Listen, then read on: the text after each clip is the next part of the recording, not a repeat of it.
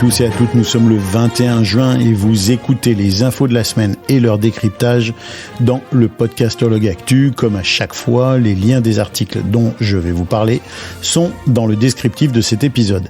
Et on commence tout de suite avec un exemple très intéressant, celui d'un groupe de presse allemand qui s'appelle Fuck Service GmbH. Avouez que c'est pas facile à dire. Ils sont basés à Berlin en Allemagne. Et ils ont connu une transformation majeure. En fait, ils faisaient face à une baisse des ventes de journaux imprimés et ils se sont tournés de façon très importante vers les podcasts. Ils en ont fait une stratégie absolument centrale dans le groupe de presse.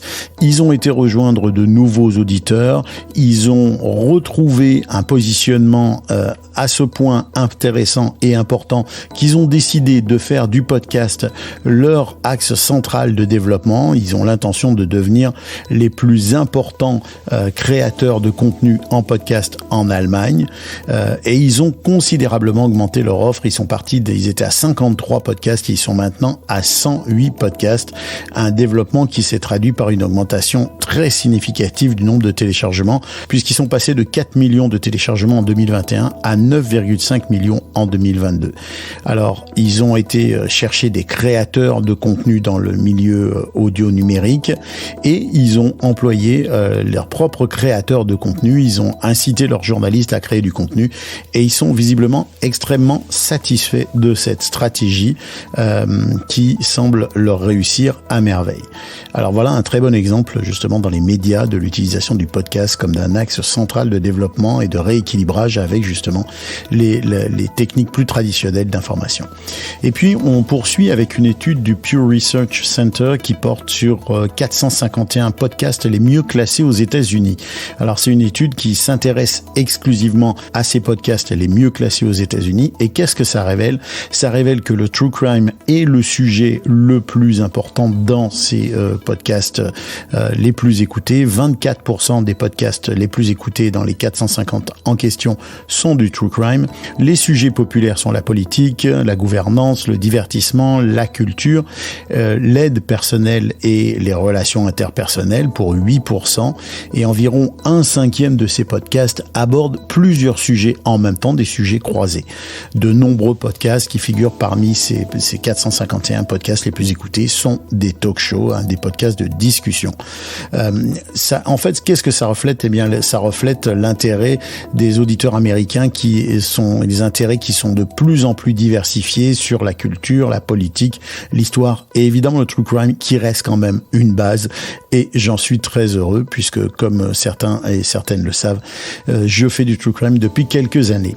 En ce qui concerne les podcasts axés sur l'actualité, 15% des podcasts étudiés dans ce top 450 des podcasts sont des podcasts d'actualité.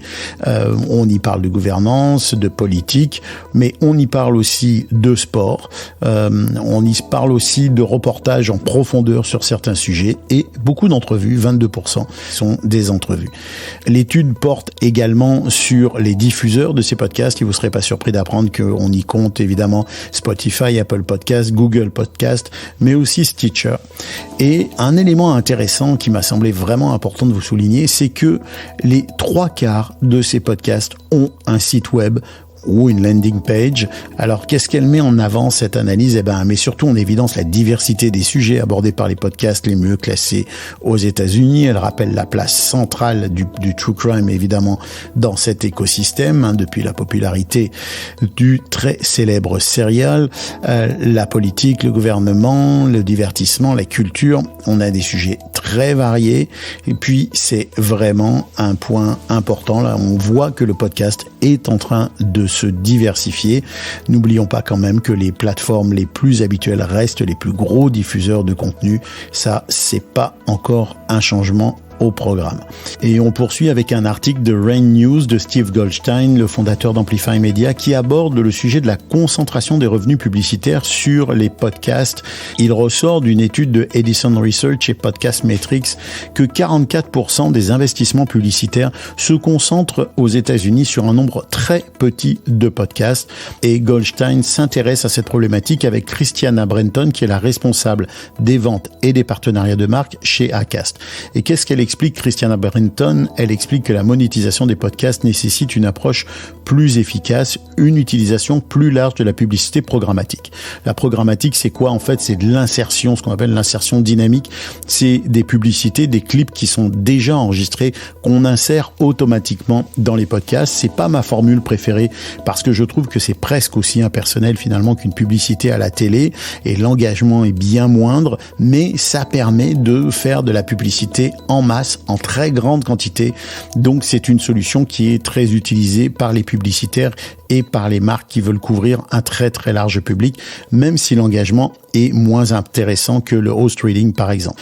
Alors Christiana Brenton, elle tient un discours intéressant parce qu'elle explique que cette concentration, justement le fait que assez peu de podcasts en proportion cumulent la grande majorité des investissements publicitaires, c'est parce que ce sont les podcasts qui ont le plus grand reach, la plus grande écoute, et donc ils attirent à eux les plus gros budgets publicitaires. Et ben ça fait monter leur coût par mille. Le coût par mille, c'est le tarif qu'on paye par 1000 écoutes, et ça fait monter de façon disproportionnée le coût par mille. C'est évidemment la question de l'offre et de la demande. Il y a peu d'offres de très très très haut niveau et beaucoup de demandes pour annoncer sur ces contenus-là. Elle encourage les annonceurs à chercher des programmes au-delà de ces podcasts hyper populaires et à tenir compte de la pertinence contextuelle pour être plus efficace. De quoi on parle ici? On parle du fait que il ne s'agit pas d'insérer de la publicité dynamique dans n'importe quel type de contenu, mais aussi de chercher à avoir un lien entre ce qu'on annonce, le contenu ou le produit ou la marque, évidemment, et le podcasteur et le public du podcasteur. C'est un article intéressant parce qu'il nous parle vraiment de la programmation des publicités. Moi, pour ma part, je suis très attaché au host reading. Je trouve que le host reading a un engagement qui est énorme. D'ailleurs, les dernières études le disent. Elles donnent vraiment un point fort au host reading. Mais je comprends que pour la masse, quand on veut faire de la publicité en grande quantité, évidemment, la programmatique reste une solution. Et puis, on poursuit avec le rapport Digital News Report 2023 du Reuters Institute qui donne un aperçu de l'état des podcasts d'actualité dans plusieurs pays occidentaux. Là, on parle bien du sujet des podcasts qui se consacrent à l'actualité. Et puis, on voit que ça continue à attirer un public jeune, éduqué, avec un tiers des personnes qui écoutent un podcast au moins tous les mois. L'analyse de ces podcasts les plus populaires révèle que les formats les plus longs, les formats d'exploration, les formats qui prennent le temps d'expliquer ont la préférence du public. Il y a une augmentation très significative depuis 2018. La croissance est un petit peu moins marquée que sur d'autres domaines, mais elle est quand même très très forte et elle est quand même très très continuelle. Ce rapport, il met en évidence l'importance donc de ces podcasts d'actualité pour attirer un public jeune et éduqué. Il souligne aussi les défis de la monétisation, parce qu'il y a toujours ce dont on vient de parler, les défis de la monétisation de son contenu, mais il y a une véritable opportunité avec le podcast d'actualité pour aller chercher un autre public. Ça rejoint presque ce qu'on disait au tout début de cette émission, de cet épisode avec nos amis du groupe de presse allemand. Et puis pour finir, une brève, ça aurait été dommage de ne pas parler de Spotify encore une fois. Eh bien, Spotify prévoit de lancer un nouvel abonnement encore plus cher qu'ils appellent Supremium. Alors, c'est le Super Premium qui offrira une qualité d'écoute haute fidélité et un accès élargi aux livres audio. Donc, en fait, on arrive dans la haute fidélité du côté de Spotify, mais on va la faire payer aux clients. Et pour faire passer la pilule, on va y ajouter des livres audio.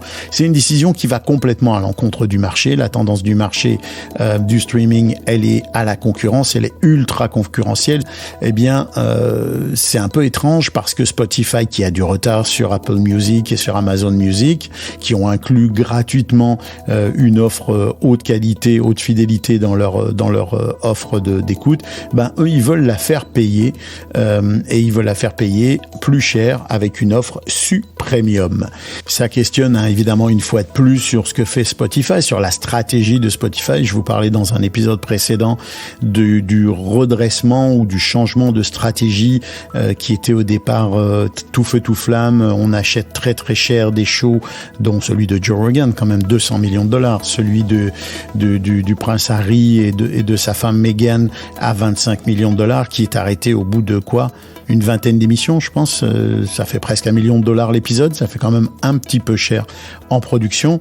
Bref, Spotify est en train de revoir ses stratégies, mais en même temps, ils vont un peu à l'encontre du marché en ce qui concerne l'offre haute fidélité et le prix des abonnements. Alors, on verra bien ce qui arrive pour eux à l'avenir. On va suivre ça de près, évidemment.